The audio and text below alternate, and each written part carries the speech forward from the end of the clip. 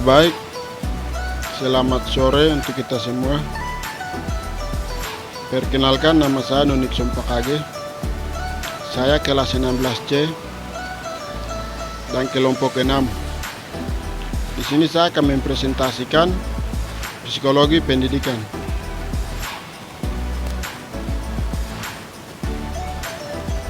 Baik, kita masuk dalam materinya, yaitu bab 1. Konsep dasar psikologi pendidikan. Bagian pertama atau A, definisi psikologi pendidikan. Kata psikologi berasal dari kata Yunani, yaitu psyche, yang berarti jiwa, dan dialogos, yang berarti pengetahuan. Psikologi lebih dikaitkan dengan kehidupan organisme manusia. Para ahli mendefinisikan bahwa psikologi sebagai ilmu tentang perilaku manusia dan hewan, serta penyelidikan organisme dalam segala variasi dan kompleksitasnya, ketika bereaksi terhadap arus dan perubahan lingkungan dan peristiwa sosial yang mengubah lingkungan. Bagian B, ruang lingkup psikologi pendidikan. Pada dasarnya, ruang lingkup dari psikologi pendidikan ini mempelajari tentang semua tingkah laku manusia yang terlibat dalam suatu proses pendidikan. Misalnya, mempelajari sikap dan kewajiban manusia. Ruang lingkup yang luas biasanya membahas selain proses belajar, tapi membahas juga tentang perkembangan lingkungan, kesehatan mental, evaluasi belajar, dan lain-lain. Sedangkan ruang lingkup yang sempit biasanya hanya melakukan pembahasan pada proses belajar mengajar saja. Baik, bagian 3 yang C, peran dan sumbangan psikologi pendidikan. 1. Psikologi terhadap kurikulum pendidikan. Peran kompetensi bertujuan untuk mengembangkan kemampuan pada keterampilan, pengetahuan, dan refleksi dalam berpikir dan bertindak. Yang kedua, peran psikologi terhadap sistem pembelajaran. Siswa menjadi bersungguh-sungguh belajar ketika respon psikologinya dibimbing oleh pengajar dengan baik. Peran psikologi terhadap yang ketiga, peran psikologi terhadap sistem penilaian. Para pembina atau pembimbing akan memberikan tes agar bisa menilai anak tersebut. Bab yang kedua, tugas perkembangan. Bagian A, tugas perkembangan menurut Hafigur 1961. Tugas perkembangan berasal dari 3 jenis sumber, yaitu pertama adalah tugas yang berasal dari pertumbuhan fisik, yang kedua ada tugas yang berasal dari kematangan kepribadian. Yang ini terkait dengan pertumbuhan sistem nilai dan aspirasi. Selanjutnya, jenis tugas perkembangan ketiga adalah tugas yang berasal dari tuntutan masyarakat. Baik, yang B, tugas perkembangan menurut Hurlock 1981. Faktor sumber munculnya tugas-tugas perkembangan. 1. Adanya kematangan fisik tertentu pada fase perkembangan tertentu. Yang kedua, tuntutan masyarakat secara kultural, membaca, yaitu membaca, menulis, dan berhitung, dan organisasi. Yang ketiga, tuntutan dari dorongan dan cita-cita individu serta psikologis yang sedang berkembangan itu sendiri, memiliki teman dan pekerjaan. Yang keempat, tuntutan norma agama. C. Tugas perkembangan menurut Erik Erikson 1963. 8 tahap perkembangan psikososial menurut Erik Erikson. Fase yang pertama, bayi, yaitu 0 sampai 18 bulan. Fase yang kedua, kanak-kanak 18 bulan sampai 3 tahun. Fase awal, kanak-kanak kecil 3 sampai 5 tahun. Fase 4, anak kecil 5 sampai 13 tahun. Yang kelima, fase remaja 13 sampai 20 tahun. Yang keenam, fase dewasa 21 sampai 40 tahun. Yang ketujuh, fase parubaya 40 sampai 60 tahun. Yang kedelapan, fase lansia 60 dan seterusnya tahun. Bab yang ketiga, teori perkembangan. Bagian A, teori perkembangan psikoanalitis menurut Sigmund Freud. Teori psikoanalitis merupakan teori yang berusaha untuk menjelaskan tentang hakikat dan perkembangan kepribadian manusia. Teori psikoanalitis ini dapat dipandang sebagai teknik terapi dan sebagai aliran psikologi. Sebagai aliran psikologi, psikoanalitis banyak berbicara tentang mengenai kepribadian, khususnya dari segi struktur, dinamika, dan perkembangannya. Bagian pertama, struktural kepribadian. Menurut Freud, kehidupan jiwa memiliki 3 tingkat kesadaran, yaitu sadar, prasadar, dan tak sadar. Dinamika kepribadian. Menurut Freud, dinamika kepribadian adalah bagaimana energi psikis didistribusikan dan dipergunakan oleh Das S dan Das ICH dan Das Weber ICH. Yang ketiga, mekanisme pertahanan ego. Mekanisme pertahanan ego sebagai strategi yang digunakan individu untuk mencegah kemunculan terbuka dan dorongan-dorongan Das S maupun untuk menghadapi tekanan dari Das Weber ICH atas Das ICH dengan tujuan kecemasan yang dialami individu dapat dikurangi atau diredakan. Teori perkembangan kognitif menurut Jean Piaget. Piaget mengemukakan bahwa penjelasan struktur kognitif tentang bagaimana anak mengembangkan konsep dunia di sekitar mereka. Menurut Piaget, anak dilahirkan dengan beberapa skemata sensori motor yang memberikan kerangka bagi interaksi awal anak dengan lingkungannya. Yang pertama, struktur, yaitu Piaget berpendapat bahwa ada hubungan fungsional antara tindak fisik dan tindak mental dan perkembangan berpikir logis anak-anak. 2. Isi, yaitu pada tahun 1920 sampai 1930, perhatian James beralih kepada perubahan konsepsi anak tentang alam sekitarnya, yaitu pohon-pohon, matahari, bulan, dan konsepsi tentang beberapa peristiwa alam. Baik, yang ketiga, fungsi. Fungsi organisme, yaitu untuk mensistematikan proses fisik atau psikis menjadi sistem yang teratur dan berhubungan atau berstruktur. Yang kedua, fungsi adaptasi, yaitu asimilasi, ialah penyatuan informasi, persepsi, konsep, dan pengalaman baru ke dalam yang sudah ada dalam benak seseorang. Akomodasi ialah individu mengubah dirinya agar bersesuaian dengan apa yang diterima dari lingkungannya. Oke, yang C, teori perkembangan belajar perilaku atau sosial menurut B.F. Skinner. Menurut B.F. Skinner, yang merupakan pakar behavioris ternama, perkembangan merupakan perilaku yang dapat diamati serta ditentukan oleh hadiah atau hukuman yang didapatkan dari lingkungan. Paradigma perilaku sosial. Fakta sosial. Menurut paradigma ini, fakta sosial menjadi pusat perhatian penyelidikan dalam sosiologi. Durkheim menyatakan bahwa fakta sosial itu dianggap sebagai barang sesuatu yang berbeda dengan ide. Yang kedua, definisi sosial. Bagaimana memahami tindakan sosial atas antar hubungan sosial, di mana tindakan yang penuh arti itu ditafsirkan untuk sampai pada penjelasan kausal. Yang kedua, teori perkembangan Erik Erikson. Erik Erikson menyebutkan bahwa motivasi utama manusia bersifat sosial dan mencerminkan suatu keinginan untuk berhubungan dengan orang lain. Freud dan Erikson membagi perkembangan ke dalam beberapa tahapan yang terjadi secara berkesinambungan. Pada teorinya, Erikson lebih menekankan pada perkembangan emosional manusia yang terdiri dari beberapa kriteria sebagai berikut: melukiskan perilaku secara kualitatif berbeda, mengacu terhadap persoalan umum, berlangsung pada urutan yang tidak dapat berubah secara kultural, memiliki sifat universal. Baik, yang ke teori perkembangan ekologis menurut Uri Bronfenbrenner. Teori ekologi merupakan sebuah teori yang menekankan pada pengaruh lingkungan dalam perkembangan setiap individu, di mana perkembangan peserta didik merupakan hasil interaksi antara alam sekitar dengan peserta didik. Disebut mikrosistem, merupakan lingkungan yang paling dekat dengan pribadi peserta didik, yaitu keluarga, guru, individu, teman-teman sebaya, sekolah, lingkungan tempat tinggal, dan hal-hal yang sehari-hari ditemui oleh peserta didik. B. Mesosistem, mengacu interaksi di antara mikrosistem, di mana masalah yang terjadi dalam sebuah mikrosistem akan berpengaruh pada kondisi mikrosistem yang lainnya. C. Ekosistem adalah sistem sosial yang lebih besar dari mana anak tidak terlibat interaksi secara langsung, akan tetapi dapat berpengaruh terhadap perkembangan karakteristik anak. Yang kedua, makrosistem, berpengaruh pada keseluruhan interaksi di semua lapisan.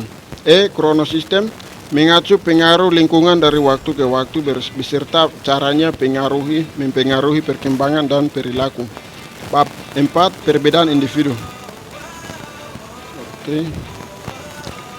Yang pertama, konsep dasar psikologi pendidikan. Menurut Maria Magdalena, perbedaan individu adalah perbedaan kemampuan dan karakteristik kognitif, kepribadian, keterampilan fisik, dan lain sebagainya antara peserta didik pada jenjang usia tertentu dan dalam setiap kelompok tertentu. B. Perbedaan individu. Sebuah perbedaan individual yang menyangkut mengenai variasi yang terjadi, baik variasi dalam aspek fisik dan juga psikologis. 1. Perbedaan fisik, tingkat dan berat badan, jenis kelamin, pendengaran, penglihatan, dan kemampuan bertindak. 2. Perbedaan sosial termasuk status ekonomi, agama, hubungan keluarga, dan suku. Yang ketiga, perbedaan kepribadian termasuk watak, motif, minat, dan sikap. Yang keempat, perbedaan kecakapan atau kepandaian di sekolah. Yang ke-C, aplikasi keragaman individu dalam pendidikan. Perbedaan individu sudah pasti akan berdampak pada tingkat kecakapan, metode, dan aktivitas siswa dalam belajar dan mengikuti proses pembelajaran. Yang 1, cara belajar cepat CBC adalah kemampuan menyerap dan memahami informasi baru dengan cepat dan menguasai informasi tersebut. 2. Remedial learning merupakan bentuk kasus pengajaran yang bermaksud membuat baik atau menyembuhkan. Yang kelima, belajar dan pembelajaran. A. Hakikat belajar dan pembelajaran. 1. Hakikat belajar dan pembelajaran. Belajar adalah sebuah proses yang dilakukan oleh individu untuk memperoleh sebuah perubahan tingkah laku yang menetap, baik yang dapat diamati maupun yang tidak dapat diamati secara langsung, yang terjadi sebagai suatu hasil latihan atau pengalaman dalam interaksinya dengan lingkungan. Yang kedua, pembelajaran dapat dimaknai sebagai suatu kegiatan yang dilakukan oleh guru sedemikian rupa sehingga tingkah laku peserta didik berubah ke arah yang lebih baik. B. Faktor-faktor yang mempengaruhi belajar. Muhibin Syah 2006 mengelompokkan faktor-faktor yang mempengaruhi proses belajar dalam 3 bagian, yaitu 1. Faktor internal, faktor dari dalam siswa, yakni keadaan atau kondisi jasmani dan rohani siswa. Yang kedua, faktor eksternal, faktor dari luar siswa, yakni kondisi lingkungan di sekitar siswa. Yang ketiga, faktor pendekatan belajar, yakni jenis upaya belajar siswa yang meliputi strategi dan metode yang digunakan siswa untuk melakukan kegiatan mempelajari materi-materi pembelajaran. C. Teori-teori belajar dan aplikasinya dalam pendidikan. Teori behaviorisme Thorndike, Pavlov, Skinner. A. Thorndike behaviorisme Thorndike merupakan menurut Thorndike, belajar adalah proses interaksi antara stimulus dan respon, dan dasar belajar itu ialah asosiasi antara kesan panca indera dengan impuls untuk bertindak. B. Teori behaviorisme Pavlov. Pavlov ternyata dapat dikenali melalui cara mengamati stimulus alami dengan stimulus yang tepat untuk mendapatkan pengurangan respon yang diinginkan, sementara individu tidak menyadari bahwa ia dikenali dengan oleh stimulus yang berasal dari luar dirinya. C. Teori behaviorisme Skinner. Teori ini menekankan bahwa tingkah laku yang ditunjukkan seseorang merupakan akibat dari interaksi antara stimulus dengan respon melalui interaksi dengan lingkungannya, yang kemudian menimbulkan perubahan tingkah laku. Tidaklah sesederhana yang dikemukakan oleh tokoh-tokoh sebelumnya. Bab 5, evaluasi hasil belajar. Bab 6, konsep evaluasi hasil belajar. Evaluasi mencakup aspek kualitatif dan aspek kuantitatif. Selain evaluasi, terdapat juga istilah penilaian, pengukuran, dan tes. Pengukuran adalah suatu kegiatan yang dilakukan untuk mengukur sesuatu. Pengukuran disebut bersifat kuantitatif. Yang kedua, penilaian berarti menilai sesuatu, sedangkan menilai adalah mengambil keputusan berpegang pada ukuran baik atau buruk, sehat atau sakit, pandai atau bodoh. Jadi penilaian sifatnya kualitatif. Tes dapat didefinisikan sebagai suatu tugas atau serangkaian tugas yang diberikan kepada individu atau sekelompok individu dengan tujuan untuk membandingkan kecakapan mereka satu dengan yang lain. Jadi tes adalah bersifat kognitif. B. Sifat-sifat evaluasi belajar. Dalam aktivitas dengan hal-hal yang bersifat abstrak seperti sikap, minat, bakat, kepandaian, dan kemampuan-kemampuan yang lainnya, untuk mengetahui, mengungkap, atau menilai hal-hal tersebut harus menggunakan instrumen yang sesuai dengan hal yang akan diungkap. Karena penilaian pendidikan banyak berkaitan dengan hal-hal yang abstrak, maka penilaian pendidikan bersifat tidak langsung indirect. Untuk mengetahui kemampuan seseorang siswa, karena dalam evaluasi harus melalui prosedur atau proses dan menggunakan alat-alat yang relevan, maka evaluasi bersifat tidak langsung indirect. Yang kedua, kualitatif berkaitan dengan penilaian yang bersifat abstrak. Misalnya kemampuan berbahasa, kemampuan matematika, sikap, bakat, inteligensi, dan sebagainya. Karena hal-hal yang abstrak tersebut selalu dikuantitatifkan, maka evaluasi pendidikan bersifat kualitatif. Yang ketiga, relatif. Artinya setiap mengadakan penilaian kemungkinan terjadi adanya perubahan, atau dengan kata lain penilaian tidak selalu sama atau tetap dari satu waktu ke waktu yang lainnya. 4. Menggunakan unit-unit yang tetap, artinya dalam mengungkapkan atau mengukur sesuatu objek akan selalu menggunakan satuan ukuran tertentu sesuai dengan objek yang diukur atau dinilai. Yang ketiga, prinsip-prinsip evaluasi hasil belajar. Tujuan ini dilakukannya evaluasi pembelajaran yaitu untuk menciptakan kegiatan belajar mengajar yang lebih baik untuk kedepannya. Untuk mendapatkan hasil evaluasi yang akurat dan baik, prinsip umum evaluasi pembelajaran yaitu 1. Kontinuitas berkelanjutan. Dengan melakukan evaluasi secara kontinuitas, guru juga dapat melihat perkembangan peserta didik dengan melihat kemajuan hasil belajarnya. 2. Komprehensif, artinya evaluasi harus dilakukan secara menyeluruh untuk menilai beberapa aspek di dalamnya seperti aspek afektif, kognitif, dan psikomotorik peserta didik. Yang ketiga, komprehensif suportif, untuk mengembangkan siswa harus melibatkan siswa itu sendiri. Hal ini bertujuan agar seluruh elemen yang terlibat dalam evaluasi langsung atau mengikuti kerjasama yang dilakukan. Observatif adil. Jika seorang siswa belum mendapatkan nilai yang baik, guru harus memotivasi siswa dan memberi penilaian secara objektif. Jika penilaian dilakukan secara subjektif, maka hasil tidak valid, sehingga hasil evaluasi kurang tepat. 5. Praktis, kemudahan, tidak memakan biaya, waktu, dan tenaga yang banyak. Hal ini bertujuan untuk memberikan kemudahan pada guru dalam menyusun instrumen. Baik, yang kedua, macam-macam alat evaluasi hasil belajar. Alat evaluasi yang digunakan meliputi alat ukur beserta kunci jawaban dan pendoman penskorannya. Alat evaluasi yang paling banyak digunakan adalah tes, pemberian nilai terhadap skor hasil tes. Tes merupakan alat ukur yang standar dan objektif sehingga dapat digunakan secara meluas untuk mengukur dan membandingkan keadaan psikis atau tingkah laku individu. Yang kedua, teknik non-tes. Berbeda dengan teknik tes yang lebih menekankan aspek kognitif. Ada beberapa macam teknik non-tes, yaitu pengamatan, wawancara, kuesioner, angket, dan analisis dokumen yang bersifat non-obstrusif. Fungsi alat evaluasi hasil belajar.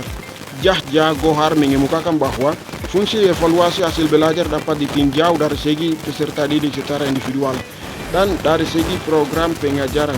Dari segi peserta didik secara individu, evaluasi berfungsi untuk mengetahui tingkat pencapaian peserta didik dalam suatu proses pembelajaran yang meliputi 1. Menetapkan keefektifan pengajaran dan rencana kegiatan. 2. Memberi basis laporan kemajuan peserta didik. 3. Menetapkan kelulusan. Sedangkan dari segi program pengajaran, evaluasi berfungsi untuk memberikan motivasi belajar bagi peserta didik. 2. Untuk mengembangkan kurikulum. 3. Diagnosis dan remedial pekerjaan peserta didik. Oke, baik, sekian dari saya, Noni Sompakage. Jika ada salah kata atau salah ungkap atau salah tulis, salah ketik begitu, mohon dimaafkan karena kami juga masih dalam tahap pembelajaran. Sekian dan terima kasih.